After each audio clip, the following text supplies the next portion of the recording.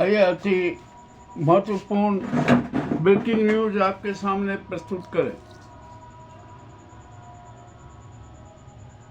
आज ट्रंप और शी में बड़ी गंभीर चर्चा हुई और वहाँ तो अब ऐसा लग रहा है कि चीन और अमेरिका दोस्त हो गए, पक्के दोस्त हो गए। इस दोस्ती के कारण ईरान भी पहले हैरान है कि अरे ये क्या हो गया। अब देखते हैं शी और ट्रंप की जोड़ी विश्व में कौन सी नई राजनीति शुरू करेगी। ठीक है, जो भी होना है वो होगा। अब यहाँ पर आइए, हम भारत बड़े संकट में है।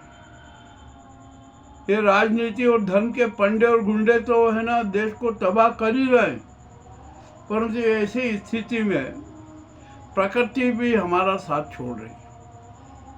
काली आंधी का तूफान का हमने जो आपको कल भी बताया था, परसों भी बताया था, उसका प्रभाव यूपी में पड़ा। यूपी में आकाशीय बिजली गिरी, भयंकर तेज हवा चली, बारिश हुई, ओलावृष्टि हुई और इसमें अगिनत लोग मारे गए। सरकारी आंकड़ा 100 का आया है, परंतु 100 से अधिक लोग मारे गए हैं, ऐसा कहा जा रहा है। इसका मतलब तो यही हुआ ना कि अब प्रकृति भी हमसे नाराज है, वो हमारे साथ नहीं देना चाहती। क्या किया जाए, खोटे काम दूर से करते हैं और उसकी सजा बेचारे दूसरे लोगों को भुगतना पड़ रही है। ठीक है, अब यहाँ पर बंगाल की स्थिति और बड़ी विचित्र हो गई। वहाँ तो अब खुलेआम मारकाट चालू हो गई। एक कोई तिवारी जो विधायक जीते में, उन्होंने एक बयान दे डाला कि जिन्होंने हमें वोट नहीं दिए, हम ये मुसलमानों ने वोट नहीं दिए, हम मुसलमानों के काम भी नहीं करेंगे। क्या ये किसी के बाप की जागीर है क्या? और यूं भी बंगाल के चुनाव तो अवैध हैं और इस प्रकार की जो वातावरण फैलाकर देश में एक खूनी गृह युद्ध की स्थिति पैदा करने का घिनौना कृत्य किया जा रहा है। मामला बड़ा गंभीर हो गया है। अब देखते हैं क्या होता है, क्या नहीं होता। मौसम विभाग ने उत्तर प्रदेश के 38 जिलों में फिर अलर्ट जारी किया कि तूफान का ये और सारा कहर बरप सकता है। मामला और भी गंभीर हो सकता है। आखिरकार ये इंसान कितने लोगों की मौत होगी, इस पर भी जरा गंभीरता से हमें सोचना पड़ेगा।